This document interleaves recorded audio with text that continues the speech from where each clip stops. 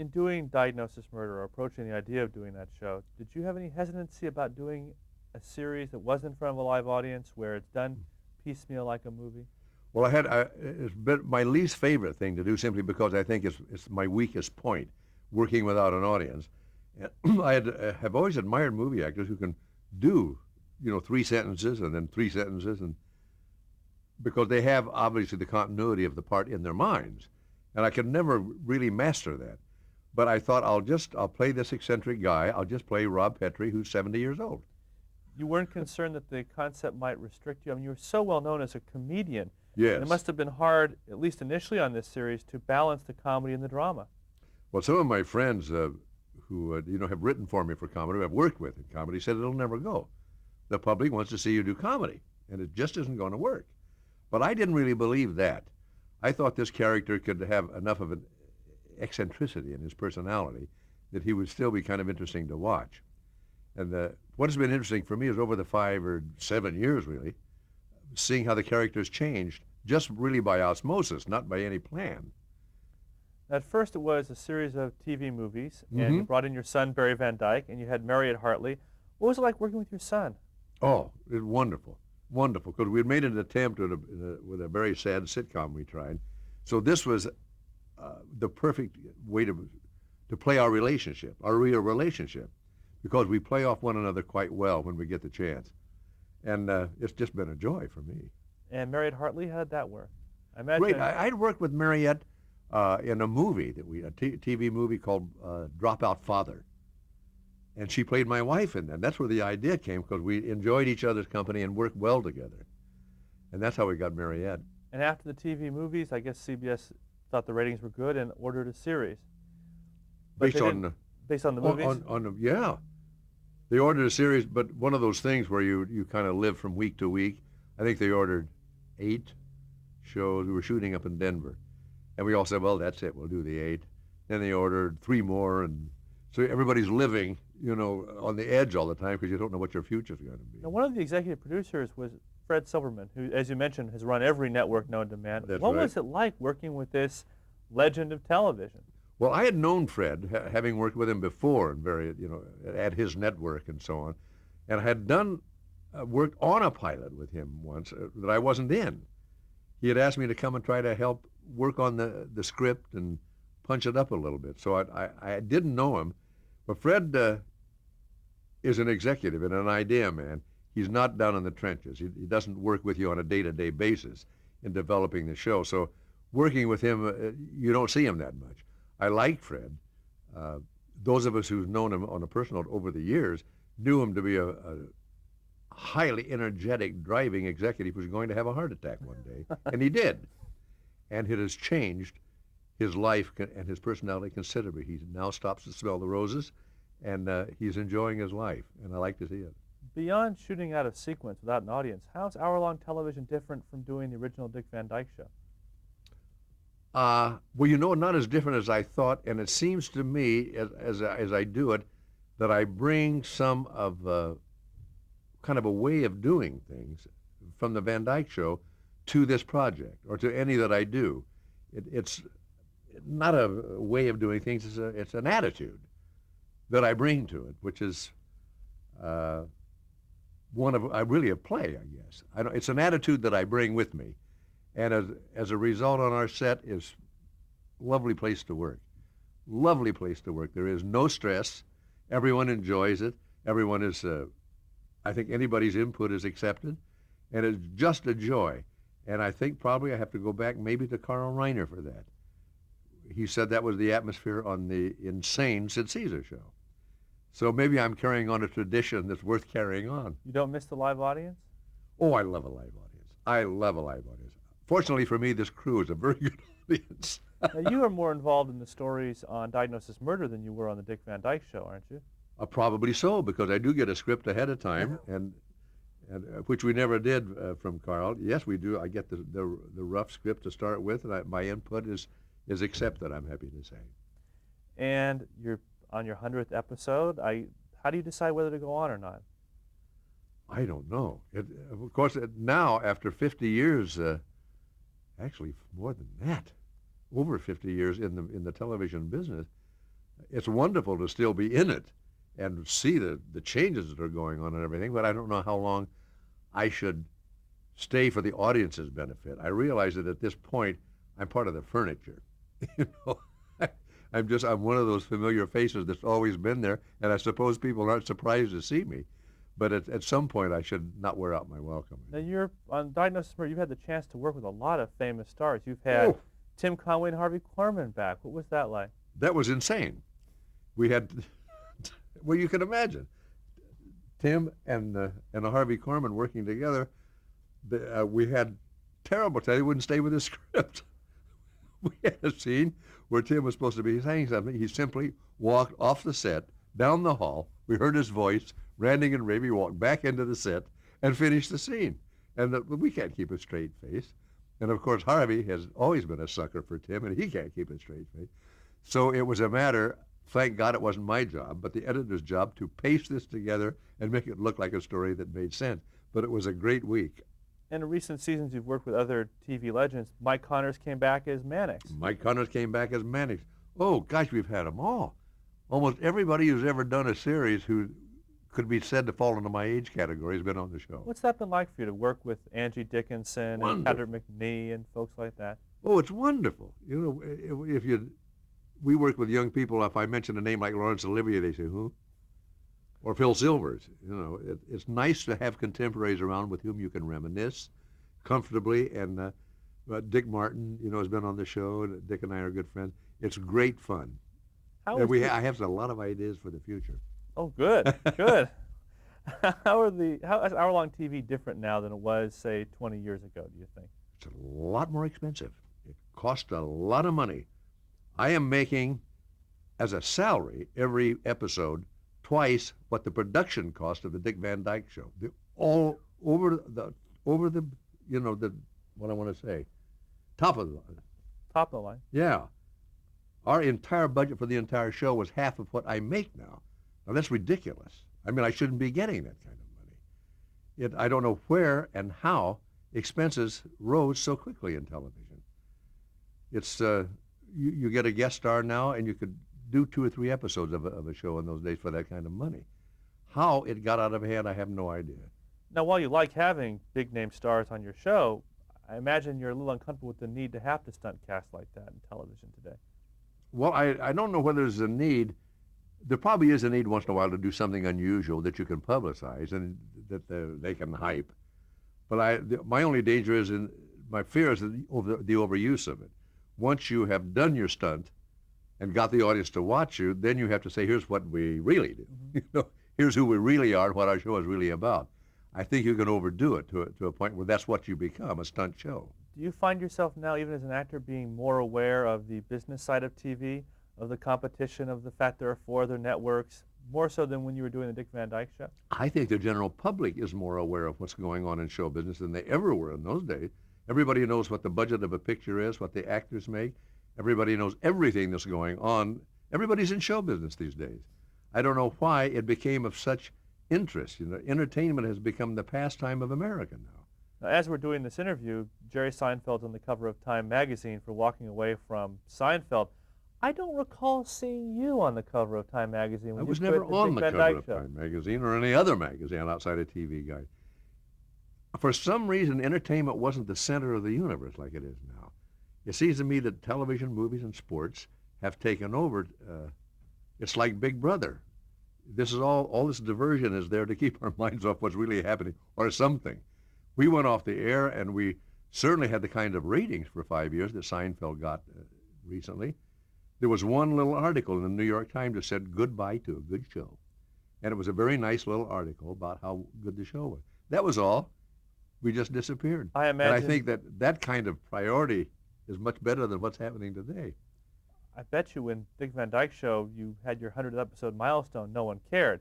Now, Nobody paid any attention. Diagnosis Murder reaches the 100th episode, there's a special advertising section in Variety, and a lot of attention is paid. Well, I think that kind of longevity is more of a rarity than it was back then. So what's next for you? Putting Diagnosis Murder aside, is there a challenge you haven't met that you'd like to meet? Is there? I don't know. I would like to try one more thing on the stage, just for the fun of it. To get back to what, You know, it's not that it's art and television isn't.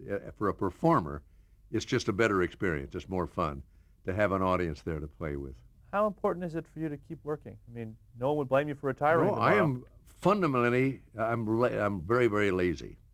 I'm very, very lazy. I am so surprised to be working at my age now. I had no idea that I would be or that anybody would want me to. So it's very satisfying. But you're also, when you're not working, you're also on the cutting edge. You have, from what I hear, a computer set up in your garage that would make Steven Spielberg drool. Well, it would make him, he would gasp with surprise, though, because I have the same machinery that he does. And I'm turning out great composite uh, computer graphics. I do animations. You can't tell the real from the unreal. It's one of the greatest, most addicting hobbies I've ever come across. And unusual, and I mean no offense by this, but for someone your age to get into computers is like learning French at age 70. It's a whole different way of thinking, isn't it? Yes, it is a different way of thinking. But great fun for it's a good way to keep your mind alive, you know. Now, haven't you done some tricks like having yourself today tap dance with yourself 30 years ago? Yes, I did. I put myself into the old Dick Van Dyke Show at my age now in black and white. And I also was the computer graphics specialist on Diagnosis Murder. My son wrote a show in which my grandsons appeared, and I did the computer graphics. So it was a really nepotism taken to its ultimate extreme. Now, it must give you great pleasure. You've had your son on the show, your daughter Stacy, My daughter Stacy on the show. your grandsons on the show. Yes. It must make it a lot more fulfilling than just your average TV show for you. Oh, it is. It becomes a family affair. Not quite as much as a what is it, Murder She Wrote. Do you think But it's great fun. having played Mark Sloan now for 5 years, 5 television seasons, 7 years, do you think the public now has accepted you in a different role than Rob Petrie? Absolutely. I really do. Those that we have our own particular audience, you know, which I would assume demographically are closer to my age than to yours, seem to have either accepted me as an older Rob Petrie. As I said, I'm kind of part of the furniture now. And whatever I'm playing, it's still me, you know. That's about it, I think. How do you think the Dick Van Dyke Show has impacted or changed TV? I mean, clearly Seinfeld and other shows are inspired by the Dick Van Dyke Show, not only on camera, but behind the camera. It was Carl's secret always escaped me. It was kind of nebulous. He insisted on a certain basis of reality, of a ground of reality to be there. And I think that this was the first show that ever did that. He wanted the marriage to be real. He wanted the relationships to be real. And the fact that he built the comedy on that, and then, of course, he broke ground, especially in the field of race, I think, and ethnicity, before anyone else ever did, and did it with such good humor. What else was I going to say? Well, I had a thought and it slipped my mind. Do you think you're able to accomplish the same thing now in drama that you were doing with, I mean, obviously, I don't think Diagnosis Murder has done the sort of things with race that Dick Van Dyke Show has. No. But I'd like to think that the show has at least begun from a platform of reality. Absolutely, yeah. And the relationships on the show are based on, once again, the real relationships I have with these kids on the show and my son. It's a very good relationship, and I'm convinced always that spills over onto the screen. You can't act it, and you cannot write it. There's a certain ambience that's just there.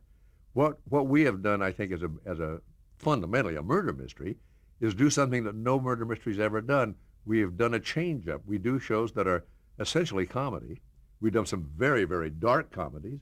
We have one coming up this week, which is a two-parter, which is definite drama. I get convicted of murder and I'm on death row. Can't get any more serious than that. And then the next week we'll do something that's action. So each week, we also do, for instance, Columbo was an open murder. You always knew who did it, and then you saw him play the cat and mouse game solving it, and then we do closed murders. So we have almost become the variety show of murder mysteries. Does that keep it interesting for you? Oh, it makes it much fun for me, for all of us. We're not looking to the same old thing every week. We never know what we're going to be doing, and that's fun. Do you think you've gotten the notice for this that you deserve? I mean, press or critical? Oh, sure. Yeah, I think so. I mean, we're not in any big groundbreaking thing, you know, and we're not on the cutting edge of what young people are watching today, and that's what television and movies are all about. demographics and the young audience, but I think that my audience is being totally ignored. As a matter of fact, I'm about the only one of my peers left on with a series. Carol O'Connor, Angela Lansbury, Andy Griffith, all those people have gone off.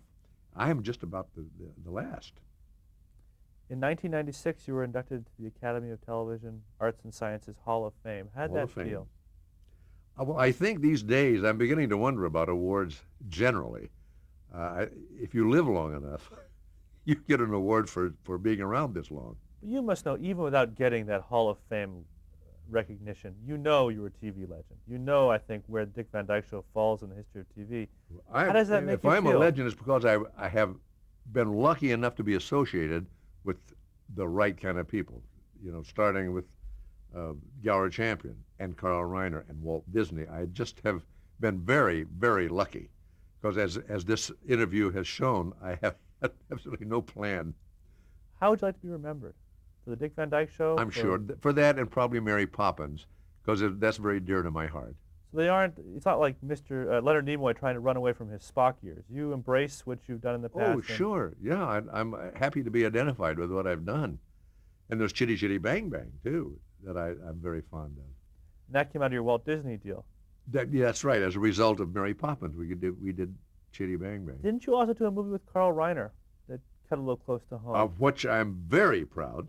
It was, it was a collaboration between Aaron Rubin, whom I met in the 50s on the Phil Silver Show and is still a friend, and Carl Reiner and myself. Took this old movie off the shelf at Columbia. It had been sitting there for 20 years about a silent film comedian. We rewrote it, and as I must admit, rewrote it every day on the set. It was one of those little movies where nobody from the head office ever came down and said anything. We just did what we wanted to do. We had a great time with it, and it's a unique movie. It's very, very different than anything you've ever seen. Well, I'm going to give you a list of names of some of the people you've worked with. You're going to throw some names at me? Some names at you, and if you can throw like a sentence or a comment to describe each one, that'd be great. This is like that Proustian interview. This sounds like a game show. We're going to have a pantomime quiz afterward. William S. Paley. I only met him on a couple of occasions, but he was the real reason it was called the Tiffany Network. He was a great, great gentleman. Frank Stanton. Frank Stanton, I don't think I ever met. I only know by reputation. Frank Stanton, never met. Okay, Never we'll met. cross that one off. Gary Moore. Oh, we all owed a lot to him back in those days in the early, the late 50s, really, because he gave us all jobs. I worked for him. I used to sub for him for 6 weeks when you go on vacation, and he gave us all so much work. Wonderful, wonderful man. Everybody remembers him so fondly. Who probably isn't given his due, I don't think. No, he was a pioneer in those days of live television. And he also gave Carol Burnett her start. That's right. Gower Champion. Gower was, I think I drove him crazy. I can't talk about him in a sentence. He was a very quiet, intense man and great talent and helped me more than I can ever tell you. But Cheetah Rivera and I did an awful lot of clowning around during rehearsal. I mean, we were getting the work done, but it drove Gower bananas. But I owe him my career because he stuck up for me when they were going to fire me. Phil Silvers. Probably the best sense of timing of anybody in the business. And for some reason, I made him laugh. And he was always a supporter of mine when I was very young. Sheldon Leonard. The big daddy of sitcoms. He is the guy who started the whole thing. And we went to his funeral services, and you should have heard Hal Cantor gave the greatest speech I've ever heard given by anybody. He was a towering figure in this landscape, Sheldon. Carl Reiner. As I said, Supermensch is my favorite human being of anybody I have ever known in the world. I recommend him to everyone. Danny Thomas. I didn't know Danny too well. I didn't know him too well. One of the great nightclub performers.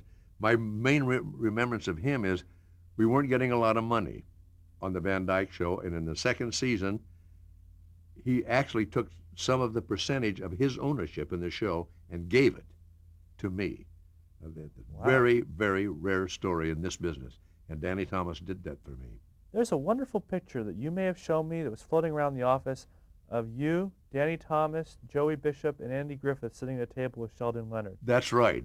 Yeah. What Big was story that? conference. I don't know. We all worked on that same little lot. There were about 5 sitcoms on this one little Desilu lot. It was a madhouse and a great place to work. We were just probably after lunch one day. Story conference, which didn't exist. No. John Rich.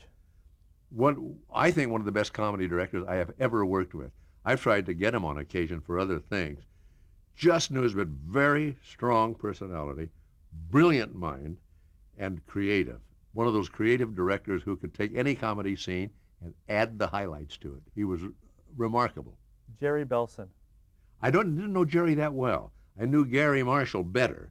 Jerry worked on the show some, but I don't think he ever appeared on it. And I think it was about that time they broke up as a team. I didn't know Jerry that well. Lucille Ball. I didn't know her that well. She was our landlady. Your landlady? She owned Desilu, Oh. where we were shooting. She was our landlady. Yeah. I didn't know Lucille, just one of the people who worshipped her. Maury Amsterdam. Maury was who he was. If you ever talked to Maury, he would say, "I'm the happiest guy you'll ever meet." That was his line. How are you? I'm the happiest guy you'll ever meet. But it was true. Nothing ever bothered him. He was just Maury Amsterdam. He was the guy. He was Buddy Sorrell, who he played. I never saw him have a bad moment. In the same way, I guess you're Rob Petrie and Dr. Mark Sloan. Yeah. Frank Adamo. Oh my God, that's a long story. Frank, when I was rehearsing for Bye Bye Birdie down at the Phyllis Anderson Theater, which was an old Yiddish theater, way downtown New York City, one night in the snow, this young man approaches me and says, "When you go to Philadelphia, do you have a dresser?" Never having done theater, I said, "What is that?" She said, "You have to have somebody to take care of your wardrobe." And I said, "Oh, okay. I'll meet you in Philadelphia." That was it. I never saw the young man again till I went to Philadelphia, and there I get in this theater, and there's this tall, skinny guy about my size hanging up my clothes and everything. Frank was with me all through Bye Bye Birdie, came out to California with me as a secretary and general everything, kept my life organized, was with me all the years of the Van Dyke Show and beyond. Then when Mary started doing the Mary Tyler Moore Show, he worked for Mary, and I think still does to this day, as my right arm and Mary's right arm, and one of the most beautiful people in the world. He's got a little property down in New Jersey now, and I think has an antique shop. Frank Adamo, yeah, a lot of people in the business know him. Ann Morgan Gilbert. And he's still working, on a sitcom right now. Which sitcom? Uh-oh. She's playing the grandma on a sitcom right now. She was the next door neighbor. And just another great part of the team. And I told you she played my assistant when I did The World's Oldest Magician. Annie was and still to this very day is very active in theater in Los Angeles. She's into everything. She appears in everything. She supports theater. And a great lady. Rosemary. Rosie. God, the other day, the PBS ran a 2-hour thing on the history of vaudeville. And I, for the first time, saw her when she was about 8, singing. I didn't know. Rosie says that she can't remember her childhood very well because she was in show business from 4 years on. She is, as I said, like Moria, one of those troopers that you won't see anymore. Somebody who was raised in vaudeville and on the road and has grease paint in their blood. They just don't exist anymore. She's one of the last of the great troopers. Sam Denoff. Oh, God. A raconteur, a wine expert, and a great Toastmaster. Sam's one of the great characters, even when he came out with Bill Persky. And who's he writing for? He's writing for somebody now, I don't know. I think you mentioned Cosper's. That's someone else. No, that was Saul Turtletop. Sammy, whenever you want to know where to go for dinner, you call Sam Denoff. He knows every restaurant. He knows every good wine cellar in town. He knows where the best cigars are. Always wears a hat and a foulard of some kind. He is a bon vivant. To this day, one of my favorite people. And Bill Persky? Billy was like the serious one of the two guys. He was, I think Sam did the talking, and I picture Bill being the guy at the typewriter, doing the actual putting it on the paper. He came up with Allie and Kate and Allie. Kate and Allie, which he produced and wrote, directed, and everything else. He very, very prolific, Billy. I never saw anything like him. He was like a Carl Reiner in that he can turn out good material endlessly and will always be in demand. Walt Disney. He was Uncle Walt. He really was an old shoe. So comfortable to be around. He and his wife, Lily, took us to dinner many times, me and my wife. He became kind of an uncle, and everybody thought of him that way. Low key, knew, more than anyone ever knew that he knew. Of course, a canny man. When I think of him, I wonder how he would feel about where the Disney Corporation has gone. These days, I just saw where Michael Eisner said, I'll defend our right to say anything about any subject that we want to. And that Walt, of course, is always very careful about family entertainment. You don't think Walt would put Ellen on the air? I don't think so. I don't. Well, a lot of the movies, which other studios produced, and I'm certainly approved of, he didn't think he should. His niche, he thought, was family entertainment and children's entertainment. He once said the greatest thing to me. He said, what people who do children's entertainment don't understand is that kids like to be scared. He said, it's just delicious to be scared. That's why I have witches, and the wicked queen and all that. They like to be scared. You have to scare them in the right way, but people are too light with children's entertainment. And he's right. Kids love to get goosebumps. As a matter of fact, there's a whole bunch of books Called Goosebumps. Somebody else That are found out the huge. secret. Delbert Mann. Oh, I only worked with Delbert once. And the only thing I can remember, except the fact that he was a very pleasant gentleman, is we were both elders in the Presbyterian church at the time. He was very patient with me. I did a movie called Fitzwillie, based on a novel called Garden of Cucumbers, in which I played a rather elegant butler, which was very hard for me. You know who played one of the butlers? Sam from Law and Order. Oh, Sam Waterston. Waterston was a young kid, those days. Delbert Mann, my God. Norman Lear. Norman was such a supporter of mine. I was originally on a special that we did for CBS called The Family. Henry Fonda was on it. It was a tremendous thing that Bud Yorkin and he wrote, and Let Me Do My Old Man, and some singing and dancing. And then I did a couple of movies. He wrote Divorce American Style, which was 300-page script. And he told the studio, I'm not cutting it. This is the story of my divorce, and I'm not cutting it. But he put me in that movie. Okay. Is that the end of the...